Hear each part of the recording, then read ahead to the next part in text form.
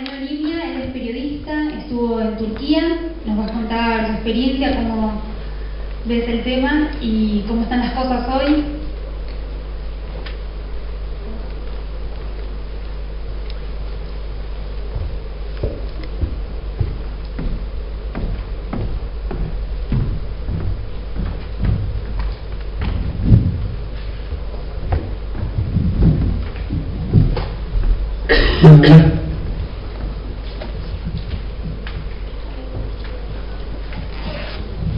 Bueno, ante todo, les quiero agradecer a la gente de Sin Fronteras por haberme invitado hoy y felicitarlos por esta iniciativa que me parece súper interesante y súper importante en el contexto mundial que vivimos hoy. Felicitar también a todos los expositores por el aporte que hicieron, me pareció fantástico. Yo hoy vengo a contar un poco mi historia. Soy periodista, estuve viviendo en Turquía casi 4 años. Bueno, estuve estudiando, estuve trabajando como periodista independiente, tuve la posibilidad de ir al sureste del país, de entrar a campos de refugiados, de entrevistarme tanto con refugiados que viven dentro de los campos como que viven afuera, que son muchísimos más de lo que se cree. Y bueno, antes de pasar un poco también a los números, un poco al marco legal que encierra a los refugiados en Turquía, quería dar un poco de contexto y explicarles para que entiendan un poco a Turquía, ¿no? Este país que es el campeón, como bien decía hace un rato Mariana, en recibir a refugiados con casi 4 millones. Turquía hoy atraviesa una realidad que es bastante delicada, principalmente por la crisis de refugiados, pero también porque se encuentra involucrada militarmente en todo el gran conflicto que sufre el Medio Oriente, no solo en la guerra civil de Siria. El gobierno actual de Turquía, que preside el señor Recep Tayyip Erdogan, llegó al poder en 2003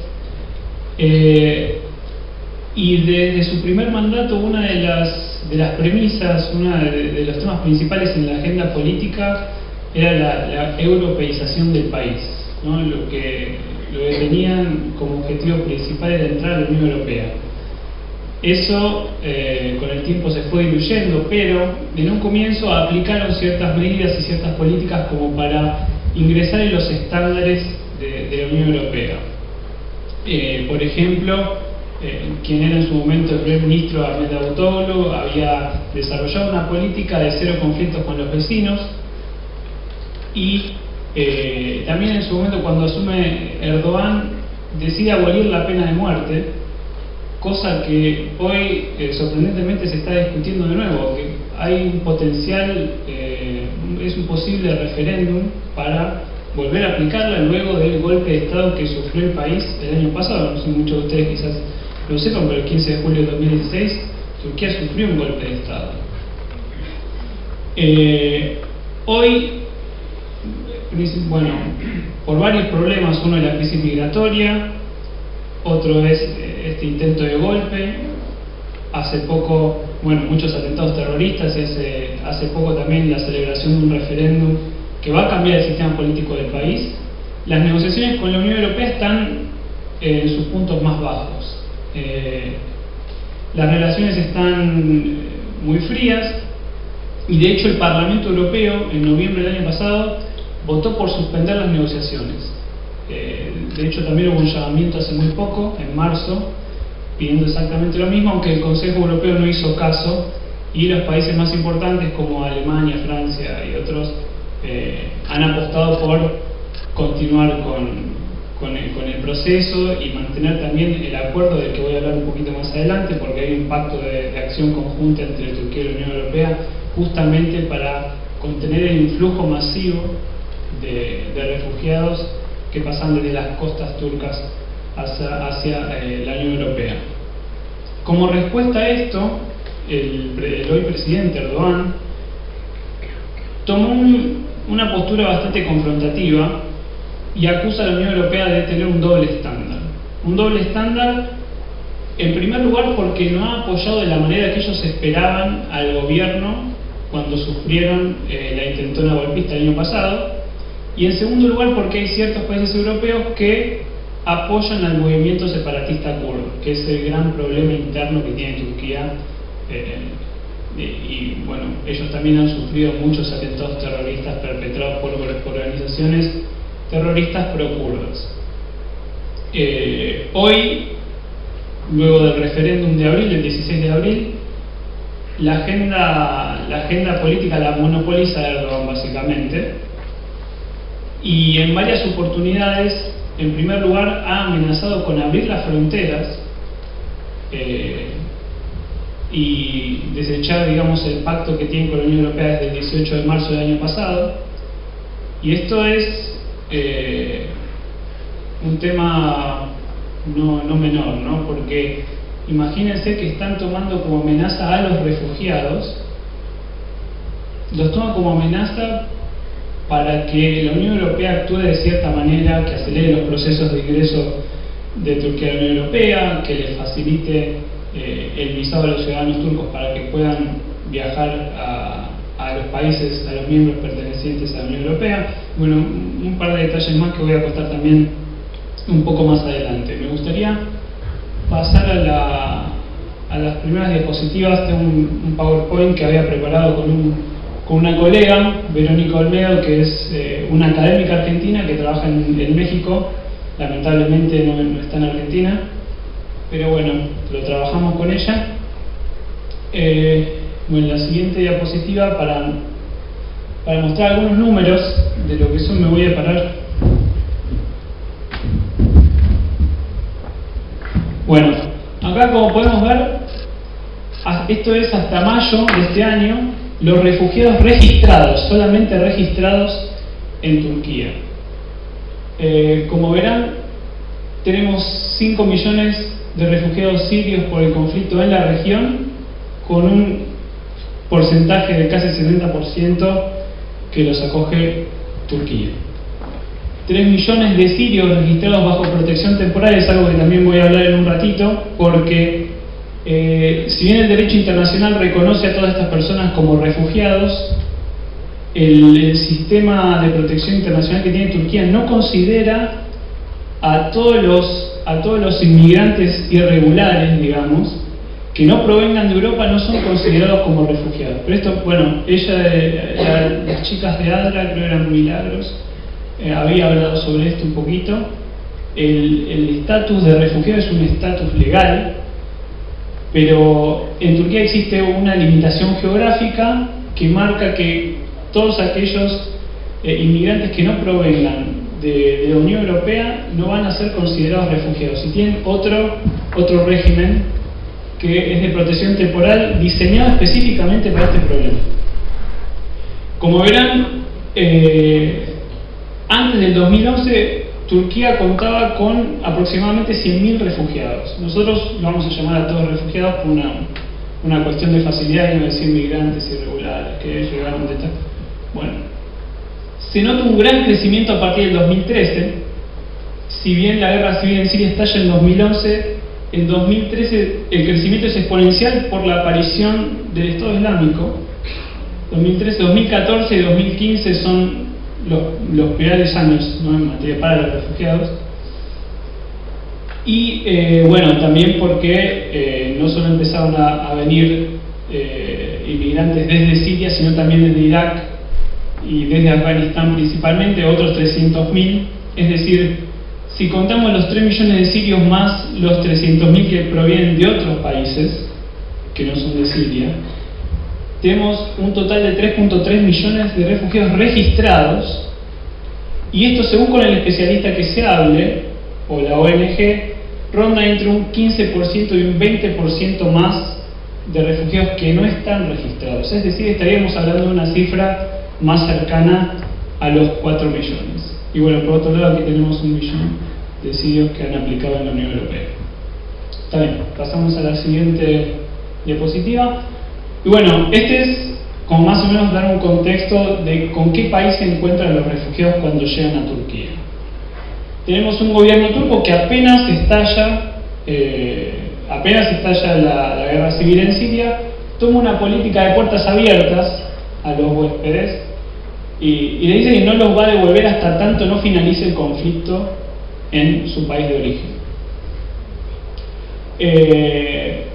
El gobierno turco siempre se ha pronunciado muy fervientemente en oposición al gobierno de Bashar al-Assad en Siria, y de hecho interviene militarmente allí. Y los refugiados aquí, desde el punto de vista más social, más cultural, se encuentran con un país que, si bien el Estado es secular, tiene una mayoría musulmana sunita. Para los que no saben, dentro del Islam hay grandes divisiones, las dos más grandes son el sunismo y el chiismo. En Turquía predomina el sunismo, pero a la vez estamos hablando de un país que tiene un Islam más moderado, más centrado, y que es un modelo regional para todos los países con mayoría sunita. Y a la vez tenemos una Turquía que, con el gobierno del AKP, que preside Recep Tayyip Erdogan, busca tener una hegemonía regional, busca pararse como un poder central, como lo ha hecho 100 años antes, ¿no? Cuando todavía regía el Imperio Otomano, y de un nacionalismo muy fuerte. Este es el contexto en el que se encuentra la gran mayoría de los refugiados que llegan al país, y es un país que tiene que responder, imagínense, a un influjo masivo estamos hablando de 4 millones de personas en poco más de 5 años, lo que es tremendo, es muy difícil de tomar dimensión. Estamos hablando del 5% solamente de la población de Turquía, pero es muchísima gente en muy poco tiempo. Entonces, que ha requerido un esfuerzo de instituciones políticas realmente extraordinario, y de una solidaridad, si se quiere, del pueblo turco para integrar esta cantidad de gente. Este, digamos, es el lado positivo. No quiero tampoco que se entienda como que estoy defendiendo al gobierno turco, porque de hecho hay mucho para criticar, y un rato antes también mencioné que el presidente ha amenazado a la Unión Europea en más de una oportunidad con abrir las fronteras. Entonces, pero bueno, esto hay que dar crédito por ello, porque no es fácil albergar esta cantidad en tan poco tiempo. Bueno, pasamos a la siguiente diapositiva. Bueno, este es un poco el marco legal del que les quería hablar. Ya Milagros había dicho, en la Convención de Ginebra de 1951 se establece el estatus legal de refugiado, pero en Turquía rige una limitación geográfica. Muchos países habían adoptado esta limitación en su momento. Estamos hablando de un contexto, imagínense, después de la Segunda Guerra Mundial, una crisis humanitaria tremenda. Pero Turquía es de los pocos países que hasta el día de hoy conserva esta limitación geográfica. Es decir, como les decía antes, no considera como refugiados a aquellas personas que provengan de otros países que no estén dentro de Europa. Entonces, una vez que ya había estallado la guerra civil de Siria, se promulga esta ley, una ley de extranjeros y protección internacional, y un año más tarde se promulga la regulación de protección temporal, que es específicamente, de hecho en el primer artículo de esta regulación, directamente habla de los ciudadanos provenientes de Siria. Esto, el cambio que se genera es que, en lugar de poner el foco en las obligaciones del Estado, de lo que tiene que cumplir, de los derechos y garantías de los refugiados, lo que hace es hablar de un apoyo bien intencionado del Estado, y que va a actuar a partir de las posibilidades que tenga. Esto es lo más importante. Y además, bueno, después los derechos y lo que regula esta ley son la admisión, la no devolución hasta que termine el conflicto, el acceso a servicios, reunificación familiar, etc. Ustedes lo pueden leer allí.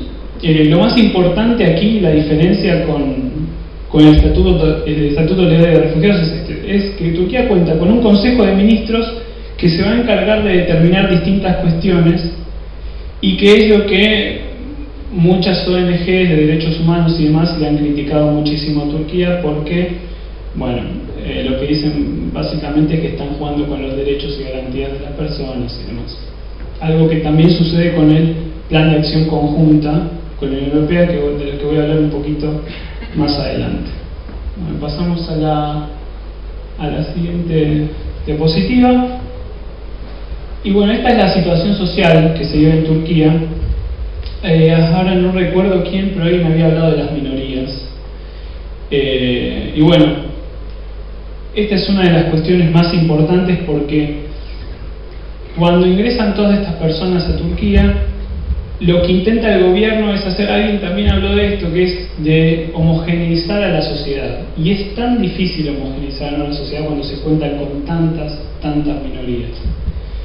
Es una región muy compleja, sobre todo el sureste turco, en el lugar en el que me tocó estar. Y si bien mayoritariamente, bueno, acá lo divido en dos fases. La primera fase es la siria, que arranca en 2011, y a partir del final de 2013-2014 arranca la segunda fase en Irak con, como les decía antes, la aparición del Estado Islámico. Provenientes de Siria, muchos niños apátridas. Estamos hablando de más de 200.000 niños que han nacido en Turquía, que no tienen nacionalidad siria, que no tienen nacionalidad turca, y todavía no se sabe qué es lo que va a suceder con estos niños. Después tenemos armenios, que tienen, bueno, un gran enfrentamiento pueblo armenio con el pueblo turco, saben históricamente por lo que es el llamado genocidio armenio y demás, por lo que muchos también son discriminados en tierras turcas. Turcos sirios, que son sirios en pasaporte, documentos sirios, pero de etnia, digamos, tradicionalmente vienen de pueblos turcos. Los kurdos, que son un pueblo que está distribuido en Irak, Siria, Irán, Armenia también, que son preislámicos, digamos. Hay algunos que con la islamización obligada se convirtieron al sunismo, hay también cristianos, pero los kurdos en general, bueno, después en Irak están también los yazidíes. Es un pueblo también muy complejo. Los alawitas que son chiitas de origen sirio. De hecho también habían hablado de estas minorías. Bashar al-Assad, el presidente sirio, es de esta minoría alawita. Y los dom, que vendrían a ser, es una rama de los gitanos del área. Y bueno, además de eso, además de todo ese complejo social, tenemos todos los grupos vulnerables que pueden aparecer en cualquier sociedad, como son las mujeres, los niños, son minorías con orientación sexual, como también habíamos hablado de la comunidad LGBT, LGBTI o como quieran llamarla, sobre todo en unas geografías donde el rol de la mujer y el rol del hombre está un poco más distinguido. Se sabe que es Turquía y el mundo árabe en general tienen más diferencias que las que podamos tener nosotros en nuestra sociedad con las mujeres. El trabajo infantil es mucho mayor y en algunos países ni siquiera es ilegal. Y aquí surgen problemas como los matrimonios forzados, los matrimonios infantiles, la violencia de género, de los casos que se han denunciado en los campos de refugiados sobre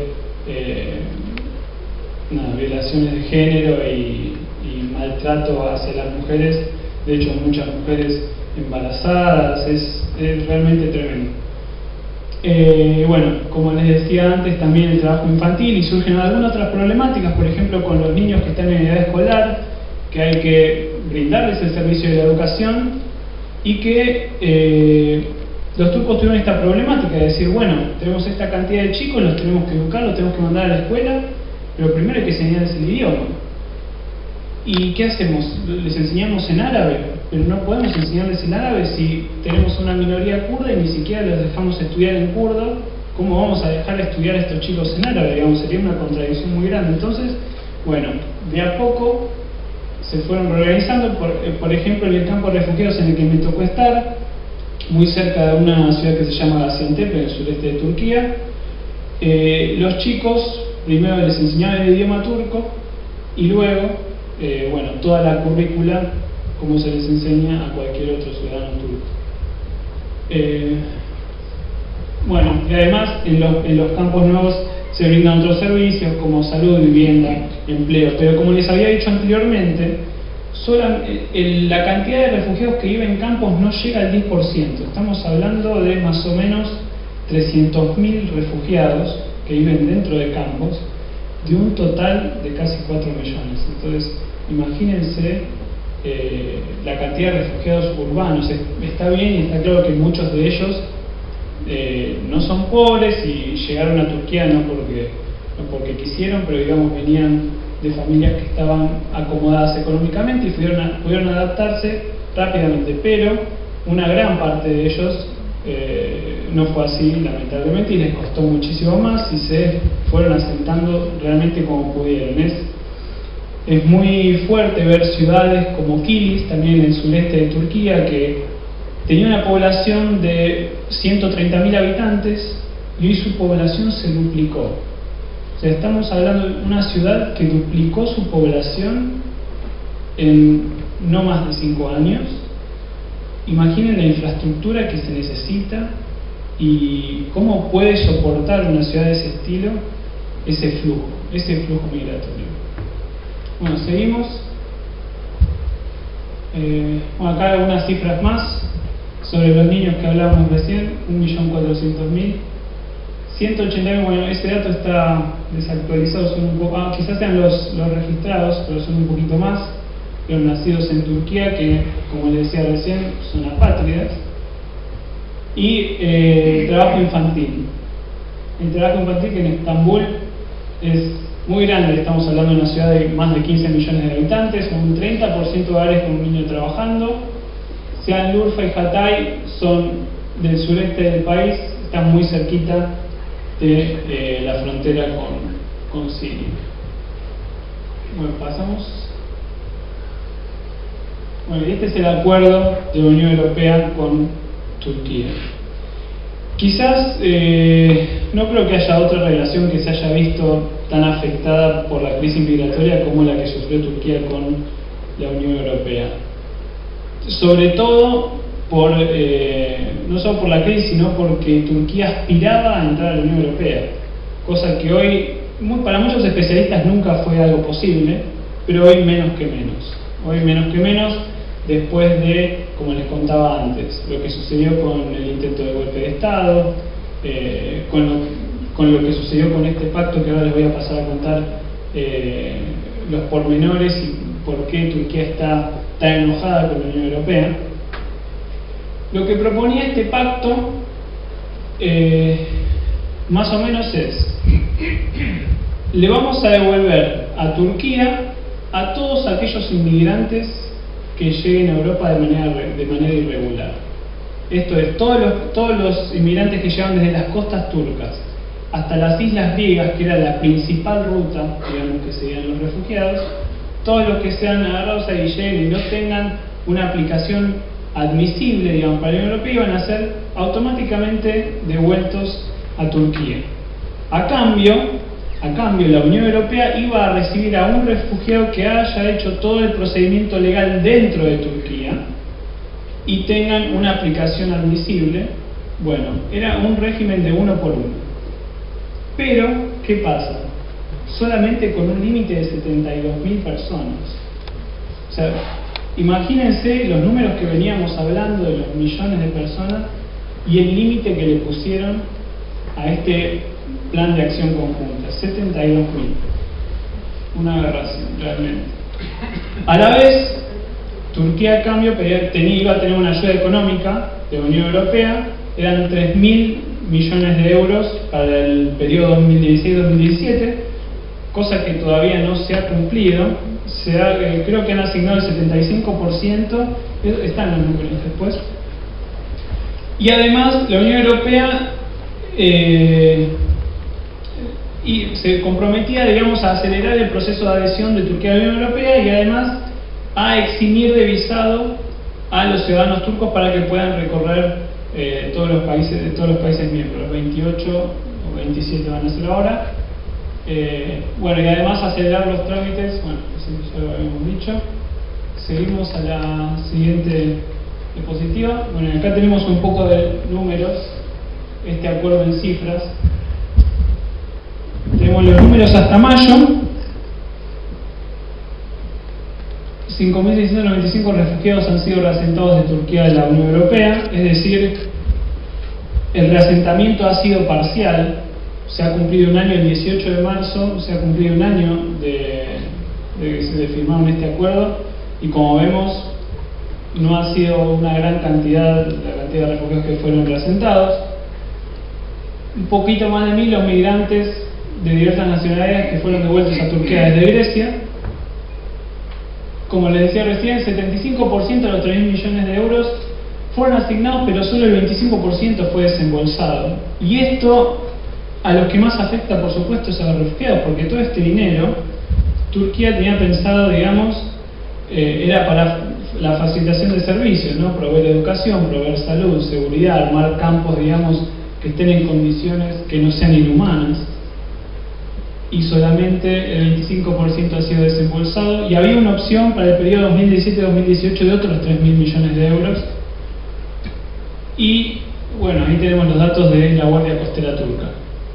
Como podemos ver acá, en este grafiquito, ¿por qué para la Unión Europea sí ha sido exitoso el plan? Para la Unión Europea ha sido muy exitoso porque tenemos en 2015, todo el 2015, 850.000 refugiados que habían llegado a las costas europeas desde Turquía.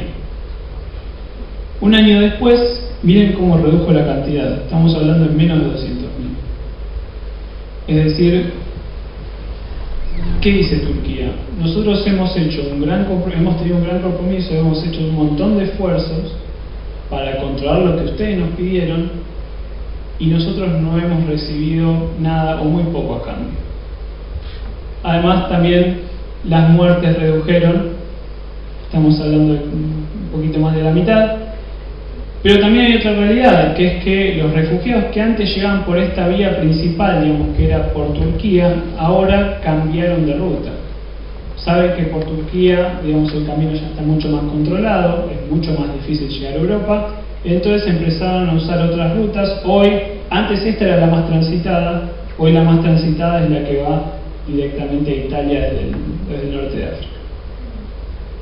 Y tenemos una más. Bueno, ahora les quería comentar un poquitito acerca de mi experiencia antes de terminar.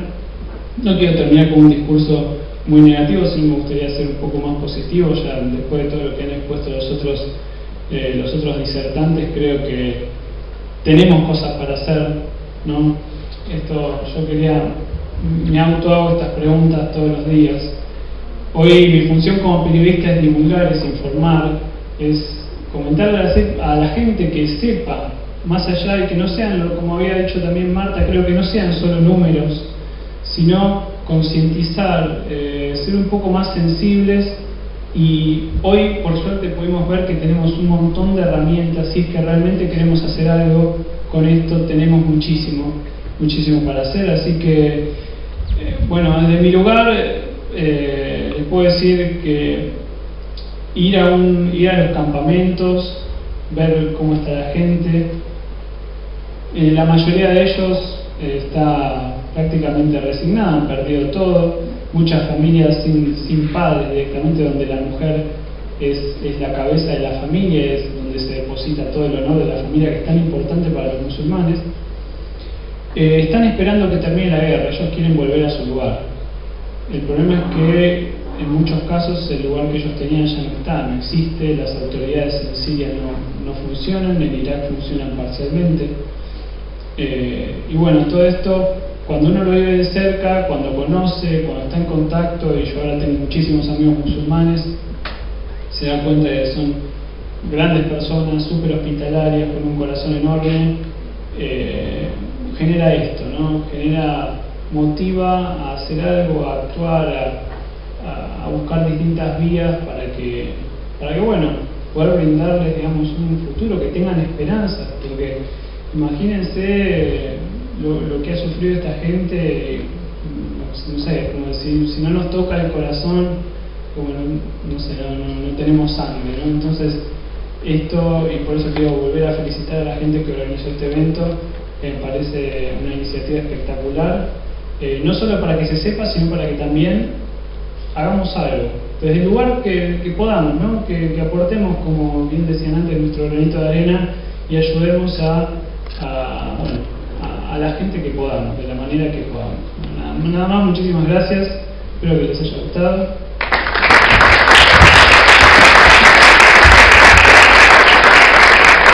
Bueno, Emiliano, yo quería, ya estamos llegando al final, quería consultarte, vos mencionaste el autogolpe o el golpe de Estado en Turquía, todavía se habla mucho, y sabemos que desde ese momento a esta parte ha habido una gran depuración en lo que son los medios de comunicación, también en los ministerios y demás. ¿Cómo fue tu última etapa ejerciendo el periodismo de alguna forma en Turquía? ¿Cómo está el ambiente hoy para los comunicadores? Sí, muy buena la pregunta, muchísimas gracias. Turquía, para que sepan, en primer lugar, es el país con más periodistas arrestados en el mundo. Entonces, ejercer el periodismo es complicado. Tengo colegas que han sido deportados directamente, que han sido censurados, no poder escribir o no poder decir lo que quieren decir. Es decir, que ejercer la profesión es muy complicado. En mi lugar, me he cuidado bastante. Hay que cuidarse mucho con el lenguaje que uno usa. Si bien la mayoría de las veces trabajé con medios latinoamericanos y de habla hispana, por ahí no controlan tanto como cuando uno escribe, por supuesto, en medios turcos o en medios en inglés, ¿no? Entonces por ahí no sufrí, digamos, tanto esa censura, pero sí hablar con colegas, y uno al momento cuando se sienta a escribir tiene que tener cuidado con las cosas que dice y cómo las dice. De hecho, ahora estamos trabajando con un académico acá de la Universidad de La Plata escribiendo un artículo, y nos decimos, bueno, decimos esto de esta manera, decimos esto de la otra manera, porque al haber estado en Turquía y nosotros que estamos muy conectados, queremos volver, viajamos casi todos los años, tenemos ese miedo de decir, bueno, mirá si nos llegan a leer y después no podemos entrar, porque conocemos gente que ya le ha pasado. Entonces, nada, tratar de no perder el compromiso de informar lo que hay que informar, pero bueno, con cuidado, con mesura, y siempre documentando bien las cosas que se dicen, citando las fuentes que hay que citar, siempre que sean serias. Pero es eso, sí, lamentablemente la libertad de expresión en Turquía no es el valor que más promulgan, digamos. No sé si alguien tiene alguna consulta para hacer. Lo que sí tenemos que pedir disculpas.